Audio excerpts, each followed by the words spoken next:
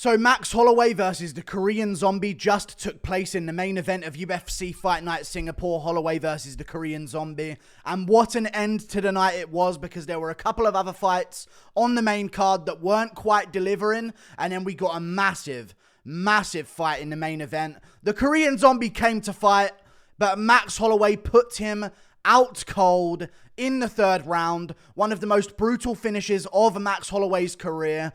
It was kind of sad, but I was almost happier that he just got put away rather than seeing him get destroyed for 5 rounds. So I'm a little bit bittersweet about the whole thing. It was a great retirement that he had. One of the best walkouts I've ever seen as well. I just went back and checked the walkout on BT Sport. Everyone was singing the song very loudly as he came out, which was really, really good to see the support for him that was in the arena. And afterwards as well, when he was retiring, everyone was singing the song as well as he walked out of the arena. So absolutely goated retirement, arguably. Really, really good moment. I mean, Lawler's was really good because he won, but the performance of the Korean Zombie is, of course, the difference maker in his retirement standards that he kind of set for himself.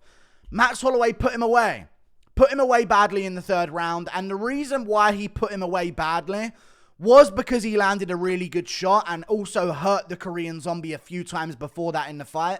And maybe the Korean Zombie's chin has taken one too many blows at this point in his career, because you know, he was getting rocked by some things that maybe a prime Korean Zombie wouldn't be getting rocked by after that Alexander Volkanovsky fight, of course.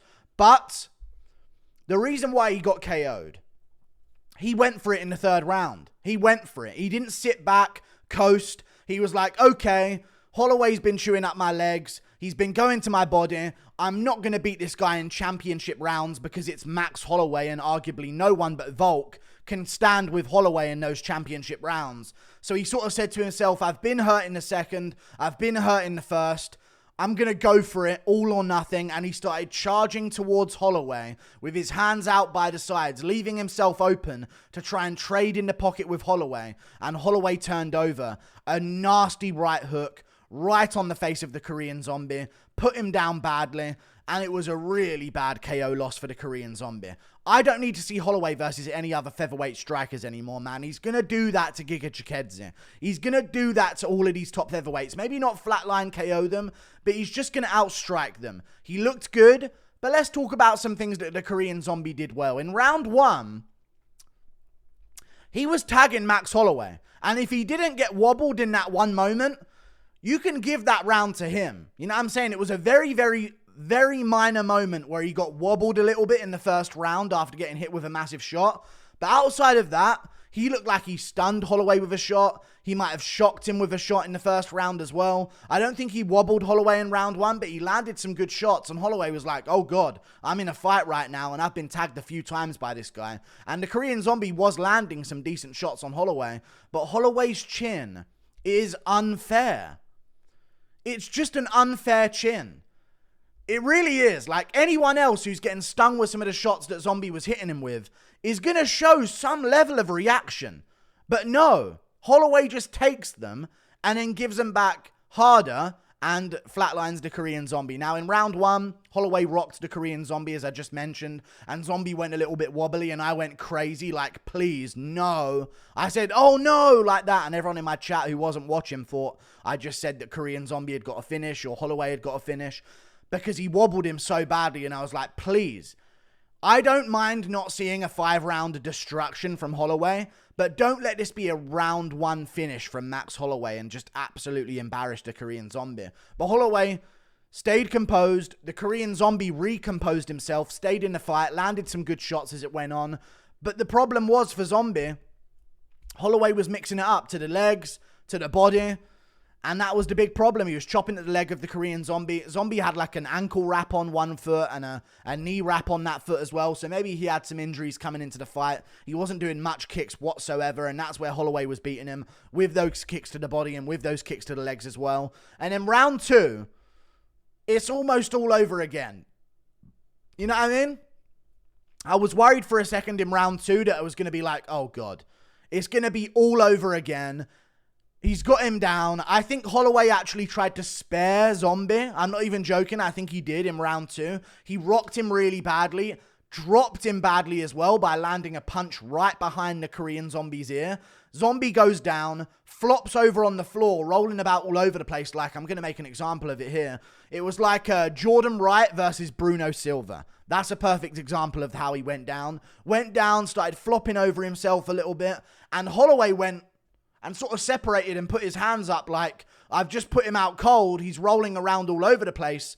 Referee, time to step in. Holloway actually tried to spare the Korean Zombie, which I think was a bit of a mistake. But then when he realized that Zombie was still in it somewhat and shooting him for his legs on the ground, he latched up one of the nastiest looking dash chokes we have ever seen. Okay?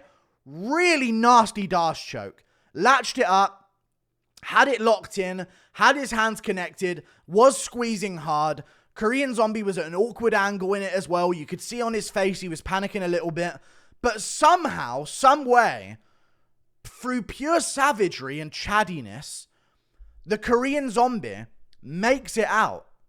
He makes it out of the dash choke and somehow survives, for no joke, 30 seconds in the dash choke. Goddard was like grabbing at his hands and seeing if there was any resistance, and there was resistance from the Korean Zombie.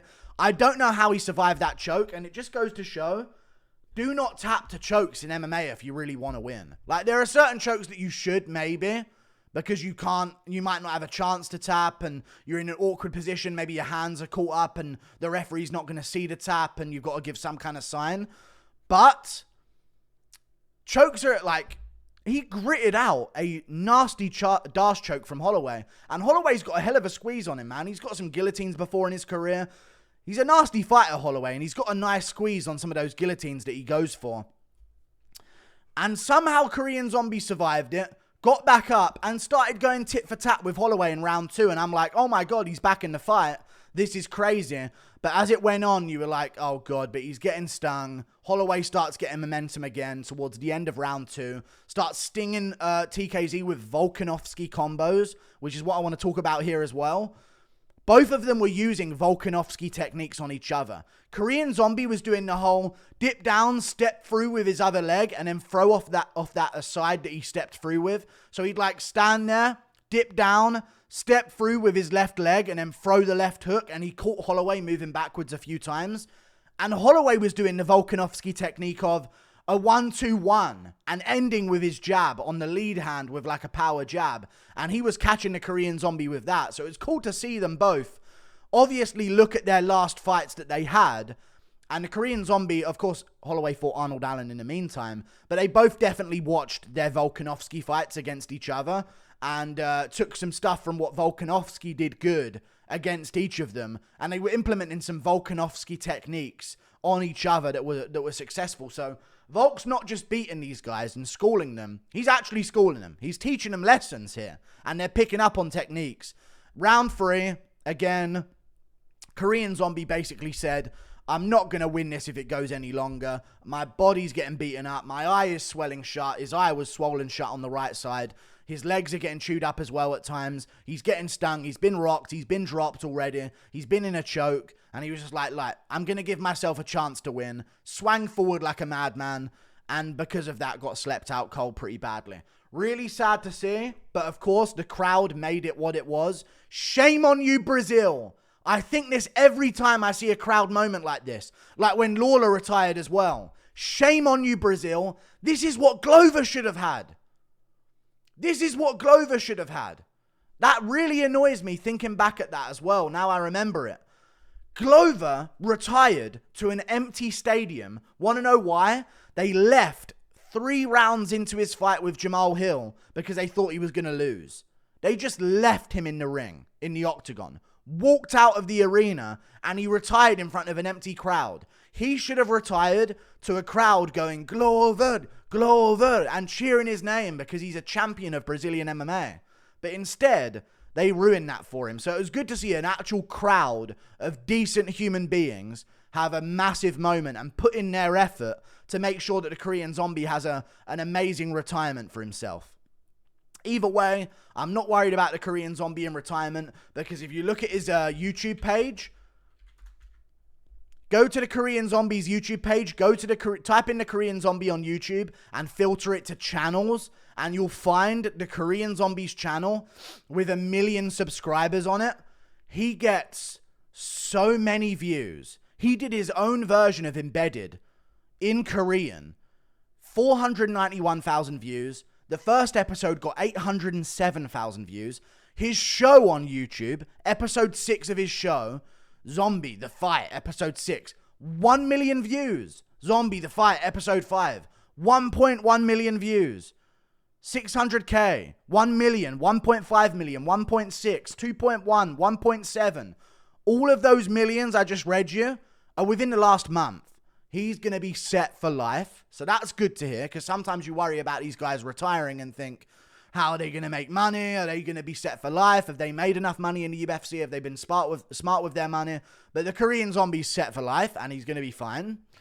That's my honest take on that situation. He's a superstar on YouTube in Korea. But that's the end of him. That's the end of the Korean Zombie. Somewhat sad, somewhat good, you know what I mean, to finally get it over with. It's always annoying when you see Weidman lose to Tavares and then say, I still got one more left in me, man. You know what I mean? It's just like, oh God, he's literally a clump of cells at this point. Please, someone tell him to retire. But we're finally getting like a good retirement here. Zombie moves away from the sport. And for Max Holloway, I guess we got to talk about what's next for him. One of his best performances, so he's definitely got to stick around. But who does he fight next?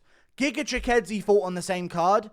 There's no one else at featherweight. Ilia Topuria is going to be fighting Alexander Volkanovsky if they want Volk to have a title fight anytime soon. I think that's going to be taking place in December as well.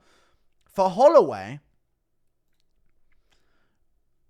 we got to see him versus a grappler or something. Yeah, I need someone who's going to shoot takedowns on him, because he ain't losing to strikers not named Volk. And it's crazy to show how good Volk is when you see Holloway do this to people. But we need to see Holloway fight some kind of grappler, man. We need to see Holloway fight some kind of grappler. And it's either Movsar Evloev, which is the only option in my opinion. It's probably Movsar Evloev, or who else is there at featherweight right now that's a grappler that's coming up? It's Movsar Evloev. There's no one else. Bryce Mitchell? No. Evloev's better.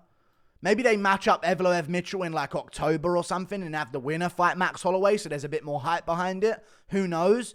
I don't want to see him versus Sadiq Youssef, Calvin Kattar, Josh Emmett. You know what I mean? Like, Ilia Topuria would be there, but then why would you do that? You know what I mean? I honestly wouldn't even mind a Yair Rodriguez matchup, but Giga Chikadze just called him out, and I like that matchup. I think Aljo should move up and fight Holloway. I know it sounds like I'm signing a waiver for him to end his career for good, but I'd love to see Aljo move up and fight Holloway. Both in the pound-for-pound list. Aljamain Sterling's number 9 in the pound-for-pound. Holloway's number 13 pound-for-pound. Makes all the sense in the world. I think Holloway should now move above Yuri Prohaska and Alex Pereira. Why is Pereira above Holloway in pound-for-pound? Why is Pantoja above Holloway? I think Holloway deserves to be above Prohaska, Pereira, and Pantoja. None of them are champions other than Pantoja. And even in Pantoja, Holloway's done more than all of them. I hate, you know what the UFC does? If someone has a belt, they just give them pound-for-pound status. Because they're worried, like, we can't have a champion outshone by contenders. Like, no, they have to earn that. You know what I mean? So I think Holloway should be above all of those. Go to number 10. Maybe even be above Aljo, but Aljo was just champion, so maybe not. But number 9 versus number 10. Holloway should move up to number 10 pound-for-pound. Aljo versus Holloway. 2 top 10 pound-for-pound fighters. If you make it a fight night main event, it's going to go crazy as a build-up because of how big of a fight it is. And if you make it on a pay-per-view, it's going to add a bunch of pay-per-view sales as well. So I need to see a grappler fight Holloway. I ain't trying to see no more strikers try and take him on. That's my opinion on that. But really good performance from Holloway. He got it done. And yeah, the Korean Zombie. Sad retirement, but also a great one because the crowd did their bit. Shame on you, Brazil. Colby was right. Like and subscribe. Toodle pip. See you later. Goodbye.